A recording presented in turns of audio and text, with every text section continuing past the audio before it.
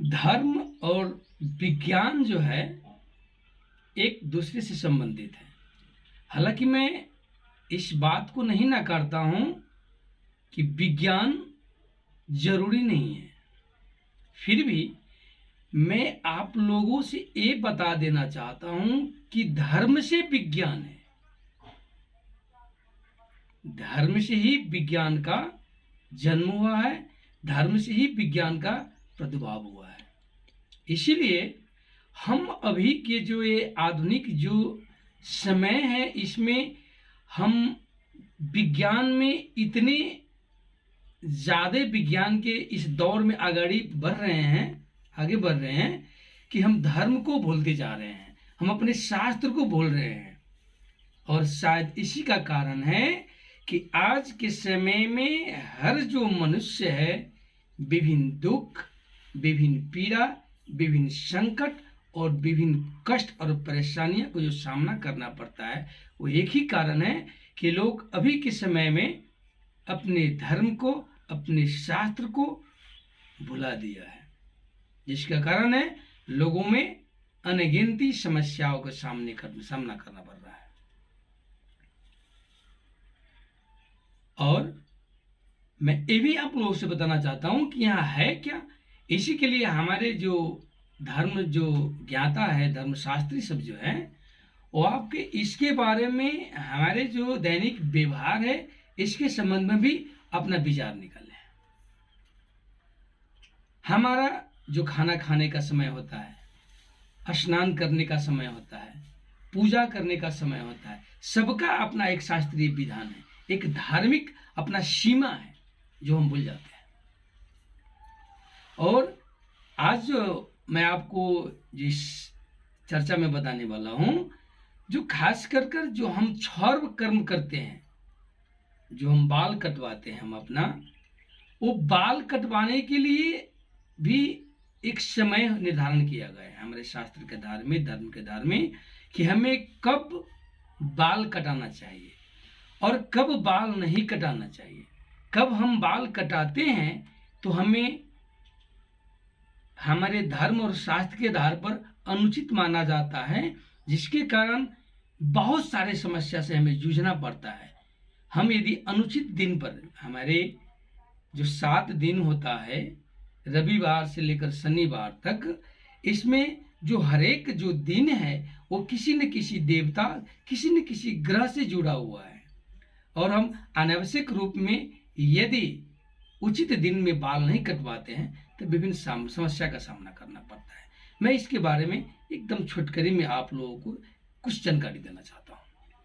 जैसे कि रविवार को हमें बाल नहीं कटवाना चाहिए। रविवार को बाल कटाने से हमें धन, विद्या, बुद्धि, यश और धर्म के नष्ट हो जाता है, ऐसा शास्त्रीय विधान है।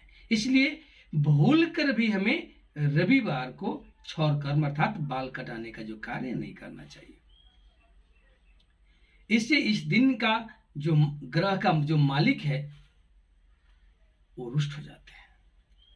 इसी तरह सोमवार को खास कर शिव भक्तों को बाल नहीं कटवाना चाहिए। और सोमवार को जो पुत्रवान है, जिन्हें पुत्र है, जिनका घर में पुत्र है, वो पुत्रवान को भी सोमवार को बाल नहीं कटवाना चाहिए। और जो पुत्रवान नहीं है और जो शिव भक्त नहीं है वो बाल कटवा सकते हैं। वैसे नहीं तो सोमवार को पुत्रवान को और शिव भक्तों को बाल कटवाना वर्जित किया गया है, नहीं कटवाना चाहिए। मंगलवार को भी हमें बाल नहीं कटवाना चाहिए। मंगलवार को यदि हम बाल कटवाते हैं तो हमारा आयु जो है वो छीन हो जाता है। इसी तरह गुरुवार को भी हमें, गुरुवार अर्थात बृहस्पतिवार को भी बाल नहीं कटवाना चाहिए। इस दिन यदि हम बाल कटवाते हैं तो हमारे घर में लक्ष्मी जो रुष्ट हो जाती है, इसलिए इस दिन हमें बाल नहीं कटवाना चाहिए। इसी तरह शनिवार को भी हमें बाल नहीं कटवाना चाहिए। शनिवार को यदि हम बाल कटवाते हैं तो हमारा आयु छीन हो जाता है। अकाल मृत्यु हो सकता है, और नहीं तो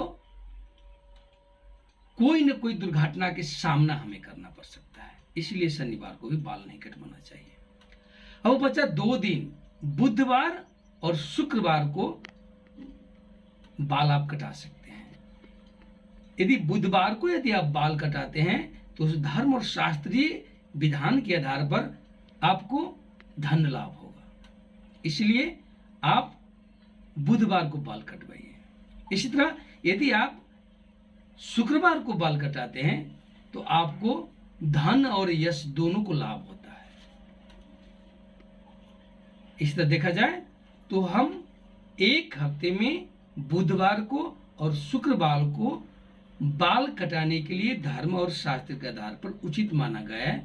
बाकी दिन हमें बाल नहीं कटाना चाहिए, यही धार्मिक मान्यता है। यदि हम इस बात को नहीं मानते हैं, अपने मनमौजी करते हैं, तो वही कारण है हम समझ नहीं पाते। हम बहुत सारे दुख, कष्ट और परेशानियों से घिर जाते हैं, हमें पता भी नहीं होता कि आखिर में ये समस्या क्यों आया। लेकिन मैं आप लोगों से ये सलाह देता हूं कि यदि आप धर्म को मानते हैं, अध्यात्म को मानते हैं, तो इस सारी बातों को हमें मानना पड़ेगा। इसलिए इस बात पे अमल करना होगा हम सभी को। मुझे आशा है कि ये वीडियो हमारे दैनिक जीवन में हमारे जो सनातनी भाइयों हैं उन सब के लिए बहुत फायदामूलक होगा।